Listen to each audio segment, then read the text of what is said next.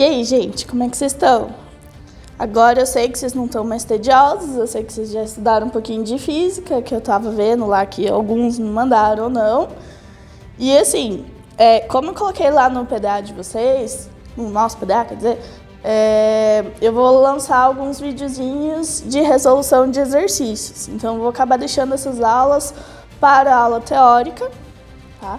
E aí a resolução dos exercícios a gente vai fazendo em pequenos vídeos que eu vou postando lá para vocês, beleza? Então hoje, na verdade, já termina o conteúdo da apostila. Vocês vão ver que vai ser bem tranquilo. Então, anteriormente em física, a gente estudou movimento retilíneo uniforme e a gente chegou à conclusão dessa equação, D igual a VT. Aí eu tenho a função horária da posição no MRU, tá? Que é S igual a S0 mais VT.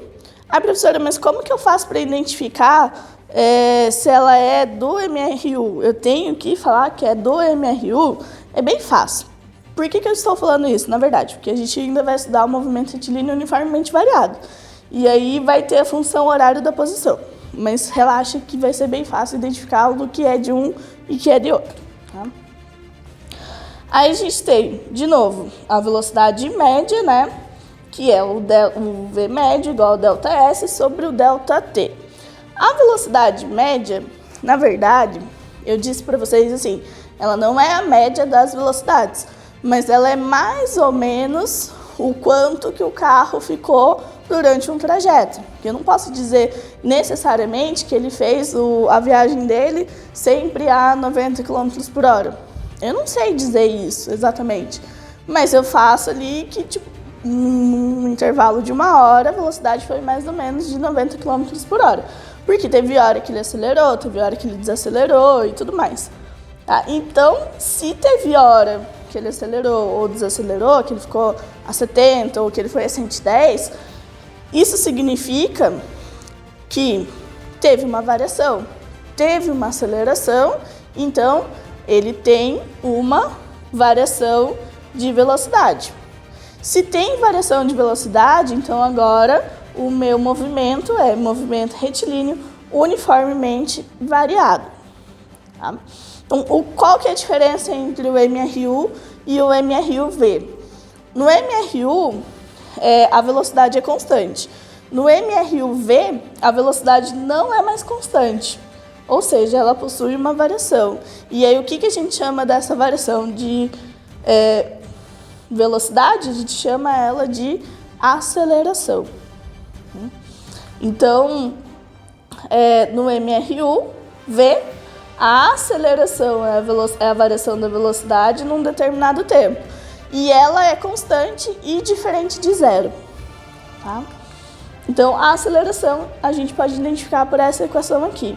A igual a ΔV sobre ΔT.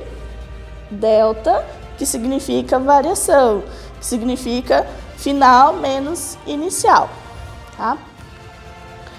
A aceleração é constante, deixei isso bem grande aqui para que isso fique bem claro na cabeça de vocês. Ela é constante e ela tem que ser diferente de zero. Como que é o gráfico da aceleração pelo tempo? Então, se a aceleração ela é constante, de novo, parece até chato ficar falando, mas se ela é constante, ela tem que ser essa linha reta, porque em qualquer tempo ele tem que ser aquele valor, 2 metros por segundo ao quadrado, 4. A gente nunca trabalha com velocidades muito grandes, com acelerações muito grandes, tipo, sei lá, mais do que 50. Nunca vai aparecer uns exercícios nessa velocidade, dessa aceleração, até a aceleração que a gente mais vai trabalhar, que é essa aceleração gravitacional, ela tem o valor de 9,8 que a gente vai usar 10. Né? Tá? Aí aqui, nas equações, a gente tem então a função horária da velocidade. Função horária da velocidade significa que eu vou ter alguma coisa relacionado a tempo. Horária, tempo, tá? Então eu tenho velocidade igual a V0 mais AT. Aí eu vou ter função horária da posição. Só que lembra, nesse caso eu estou falando da função horária da posição no MRUV. Qual que é a diferença lá do outro? Veja, eu tenho aceleração. E outra, eu tenho uma equação de segundo grau. Tá? Então, D igual a V0, T mais AT ao quadrado sobre 2. Se vocês procurarem, eu coloquei até uns links para vocês lerem também do conteúdo e tal, vocês vão encontrar isso aqui como S. Eu quis deixar como está na apostila de vocês, como está D. Mas, caso na resolução de exercícios, de colocar S, tudo mais, dá na mesma. D e S é a mesma coisa, tá? Não vão entrar em desespero. Ai, professora, mas eu vi na internet que é S e você está colocando que é D. Não, é a mesma coisa, tá? Eu só quis colocar de acordo com a apostila de vocês, beleza? Então, a função horária da posição, então vai ser D igual a V0T mais AT ao quadrado sobre 2. Ó, gente, tanto essa quanto essa é para vocês colocarem naquele formulário. Naquele esquema lá, identifica o que cada constante que está falando, o que é, e coloca naquele formulário lá que eu vou ver esse formulário de vocês. Tá? Então, a função horária da posição. Aí tem Torricelli, que olhou para a física e falou, sem tempo, irmão. Por quê? Porque a equação de Torricelli vai ser a única equação que eu não tenho tempo. Então, essa aqui é a equação de Torricelli. Então, V ao quadrado igual a V0 ao quadrado mais 2AD. Vocês também vão encontrar, professora, eu vi na internet como 2A delta S. Tudo bem, é a mesma coisa, estou falando da mesma coisa, tá? Então, outra equaçãozinha para vocês colocarem lá no formulário de vocês. Aí, como eu já falei bastante para vocês, que física tem bastante gráfico e tudo mais, então agora os gráficos do MRUV. Gráfico da velocidade, então gráfico da velocidade agora que vai ser a minha diagonal. Tá? E aí, ó, veja que se eu acho, tem essa parte que está pintadinha, significa que a área desse gráfico também vai me dar alguma informação. Nesse caso, a área desse gráfico vai me dar a informação da aceleração. Tá? Aqui eu tenho uma velocidade 0 maior do que 0. E aqui eu tenho a velocidade 0, que é a velocidade inicial, né? Igual a 0. É aquela coisa. Se está escrito V0, não significa que ele é 0. Só significa que é a velocidade inicial dele. Por que a gente coloca 0, então, professora? Não é mais fácil colocar VI? É mais fácil, a gente pode até trabalhar com VI, se ficar mais fácil para vocês, mas é só para a gente identificar que é no tempo 0, tá? Quando o tempo for igual a 0, velocidade inicial. Aqui, no caso, ele está começando da origem. Gráfico distância por tempo. Aí eu vou ter uma parábola, por quê?